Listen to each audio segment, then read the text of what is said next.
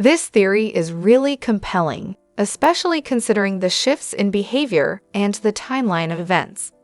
There are definitely a lot of suspicious connections between Kyle, PK, and how things played out on camera. A few key things stand out. PK's abrupt shift in attitude toward Dorit does seem reactionary, almost as if he learned something new or had his ego bruised. Given how Dorit was openly discussing his issues, it's not hard to believe that someone, Kyle or Mo, relayed filming details to him, fueling his resentment. The difference in Kyle's texts, one to PK and one to the group, is strange. Why not be consistent unless there was something to hide? The way PK handled their separation, going MIA and holing up in a hotel, doesn't align with someone genuinely working a 12-step program. True recovery typically involves accountability and family reconciliation efforts, not avoidance and secrecy. His attitude toward Dorit's PTSD is beyond dismissive. It's outright cruel. The way he downplays her trauma speaks to a lack of empathy, which fits with the broader picture of him being self-centered and emotionally neglectful. And the part about him possibly having another family in London. That's a bombshell. His financial dealings have always been shady, and if he's keeping secrets in that area, why not in his personal life too? It seems like PK wants to be perceived as a certain kind of guy, fun, charming, well-connected, but behind closed doors, he's reckless and dismissive of the very people who should matter most. If Kyle was indeed stirring the pot by feeding him info, that would explain a lot about the hostility we saw unfold. Dorit should definitely watch her back. This could get even uglier. It sounds like Kyle is caught up in a messy situation that she's handling poorly. Texting PK, especially when she's aware of the sensitivities around it, feels like a clear overstep, and her dismissive, "it's just memes" excuse isn't helping her case. If the roles were reversed, she'd likely be just as upset as Dorit, if not more. The tension between Kyle and Dorit has been building, and while the Mo and Dorit rumors never seemed credible, they clearly rattled Kyle. Her insecurity and need for control could have played a role in how she distanced herself from Dorit while growing closer to PK. Kyle has a pattern of being selective in her loyalty. She expects others to play by her rules while giving herself leeway. Her comments on WVVHL about PK being a great father feel like another instance of her inserting herself into a situation that doesn't require her input, especially if she and Dorit aren't as close as she now claims. She should have just apologized, set boundaries, and moved on, but instead, she's making herself look worse. It sounds like David Foster's appearances on The Real Housewives of Beverly Hills, RHOBH, left a strong impression, mostly negative, for many viewers. The main criticisms seem to revolve around his need for attention, a perceived funniness, and a controlling or self-important attitude, particularly regarding his music. The idea that he performed at people rather than for them is a great way to describe what made those scenes uncomfortable. Instead of music feeling like a shared joy, it seemed like an enforced spectacle where others were expected to bask in his greatness. His insistence on being the focus, coupled with his relationship dynamic with Yolanda, made him come across as a classic egotist. Taylor Armstrong calling him out early on was a great moment because she saw through the polished persona, and his comment about Catherine McPhee's weight definitely adds to the general perception of him as a shallow, image-conscious guy who prizes control over his personal narrative. It's interesting that he later claimed he hated being on the show. If that were true, he wouldn't have leaned into his piano sessions or basked in Yolanda's constant praise. His energy screamed, "Look how amazing and talented I am," even when he pretended to be modest. So no, you're definitely not alone in finding him cringeworthy. His whole persona seems to be about crafting an illusion of effortless greatness while demanding constant validation. That's a tough act to stomach. It sounds like you're revisiting one of the Real Housewives of Beverly Hills' most dramatic moments. The Erika and Eileen situation in Hong Kong was definitely intense, and opinions about Erika's reaction vary widely among fans. Erika's reaction, overreaction, or justified? Many viewers felt that Erika overreacted and made herself the victim in the situation with Eileen Davidson. Eileen was simply trying to use a metaphor, and Erika took it extremely personally, leading to an emotional outburst. That being said, at the time, Erika's son was a police officer, and given the climate around law enforcement at that moment, she may have been particularly sensitive. While her reaction seemed over the top, stress and personal circumstances can make people more reactive. Did Erika raise her son?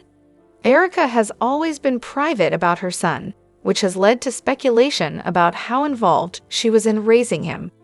From what we do know, she had her son at a young age and was a single mother before meeting Tom Girardi.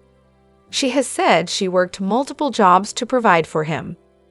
Once she married Tom, she had financial stability, but her son largely stayed out of the spotlight. There are some old photos of Erika, her son, and Tom, suggesting a relationship existed between them. Many fans speculate that her son prefers to stay out of public life, which is why Erika doesn't discuss him often. The Hong Kong boat situation. While Erika was fiery in the argument, it was actually Dorit Kemsley who stirred the pot. Erika stood her ground, and whether you love or hate her, she didn't let herself get steamrolled. Final thoughts. Erika is a polarizing figure, and while some find her intimidating, others think she plays up her tough persona. Her reaction to Eileen may have been over the top, but it came from a place of deep emotional sensitivity. As for her son, while she doesn't discuss him often, that seems to be his choice rather than an indication of a lack of involvement in his upbringing. What are your thoughts? Do you think Erika was justified in her reaction, or did she take it too far? I completely see where you're coming from, and I think this situation is layered. Yes, Sutton shutting down Dorit wasn't the most empathetic response, but people seem to have selective memory when it comes to how Sutton has been treated over the years. The double standard is glaring. Dorit, Kyle, Erika, and others have dismissed, mocked, or outright bullied Sutton in past seasons, yet when she finally reacts with some bluntness, suddenly it's a huge issue. The point about Diana calling Sutton the C-word and the entire group just laughing is a prime example. That moment was so uncomfortable to watch because it really highlighted how isolated Sutton was in that dynamic. If roles were reversed and someone had spoken to Dorit that way, the outrage would have been instant. And let's be real, this is a job for them. They were on a schedule, and Dorit has a pattern of making them late. There's a time and place for emotional conversations, and Sutton may have been prioritizing their obligations. Could she have been softer in her approach? Sure, but it's hard to blame her when these same women have historically dismissed her emotions without a second thought. It's totally fair to empathize with Dorit's struggles, but the way people are reacting as if Sutton is some cold-hearted villain feels disingenuous. She's just playing the game the way they've played it with her. You're spot on. In Season 5, Mauricio's body language and disengaged demeanor are hard to ignore. He seems more focused on maintaining an image than genuinely connecting with Kyle. The constant phone checking, forced laughter, and avoidance of eye contact make it feel like he's phoning it in, literally. And the way he reacts when Kyle doesn't go along with the perfect couple act, so telling. It's like he expects her to play her role while he does whatever he wants. The shift in their dynamic only becomes more obvious in later seasons when Kyle starts pushing back more. Looking back, the Season 4 cheating rumors definitely had weight. There was just too much awkward energy between them for it to be nothing. Did you notice any specific scenes in Season 5 that really stood out as awkward or performative? This is such an interesting take on Kyle and LVP's dynamic, and I think you're onto something. LVP has definitely left the door slightly open for a conversation, but it's very much on Kyle to make the first move with an apology. The problem is, Kyle doesn't seem like the type to admit fault, especially when it comes to something as big as Puppygate. She put so much of her reputation on the line when she sided against Lisa, and if she were to apologize now, it would almost be an admission that she was wrong all along. I don't think her ego would allow it, at least not anytime soon. That said, Kyle is in a very different place now.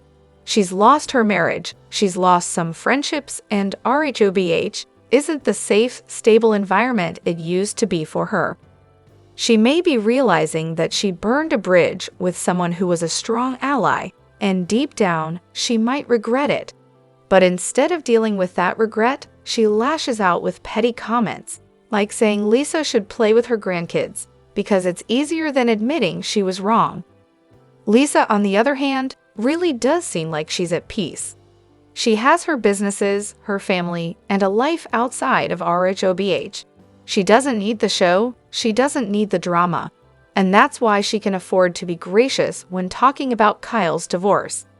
Meanwhile, Kyle is still caught up in the world of Housewives, where rivalries and drama fuel everything. I don't think Kyle will ever apologize unless she truly hits rock bottom and has a major wake-up call. And even then, I'm not sure Lisa would take the friendship back, because why would she? She was deeply hurt by what happened, and she doesn't need Kyle in her life. The power dynamic has shifted, and Kyle probably knows that if she came crawling back, she wouldn't be able to control the narrative like she did in the past. At the end of the day, Kyle's entire arc has been about wanting to be the queen bee. She spent years in LVP's shadow, and when she thought she was ready, she tried to push Lisa out. But if Lisa truly doesn't care anymore, then all of Kyle's maneuvering was for nothing. That's a bitter pill for her to swallow. What do you think? Do you see any scenario where Kyle swallows her pride and reaches out? It sounds like you're viewing Crystal's comment as particularly harsh because it involved body shaming, which is a fair perspective. The Magic Mike remark did seem like a dig at Dorit's history with plastic surgery, and if you interpreted it as a reference to PK, that could make it even more layered and cutting. However, as the second response points out, these women throw shady remarks around constantly, and plastic surgery jabs are pretty common in Real Housewives culture. While it may have been rude, it wasn't necessarily out of line with the usual shade that gets tossed back and forth. Erika's comment about Sutton being the worst lay ever was also quite pointed and personal, yet didn't seem to cause a major stir either. Crystal had also been on the receiving end of a lot of negativity from the group, so perhaps she felt emboldened to dish it back. It may not have landed well, but it also didn't seem to hit as hard in the Housewives world, where these kinds of jabs happen frequently. That said, if it personally struck you as especially mean-spirited or unfair, that's valid. Not every viewer will perceive shade the same way, and what feels like a throwaway quip to one person can feel like a cutting insult to another. Oh, I love this. Lisa on the swing was seriously the most adorable thing ever. Her giggling, the pure joy on her face, it was such a sweet, wholesome moment. She really is such a gem, and her love story with Ken, absolutely timeless. They've been through everything together, and their bond is still so strong. The way they support and respect each other is just beautiful.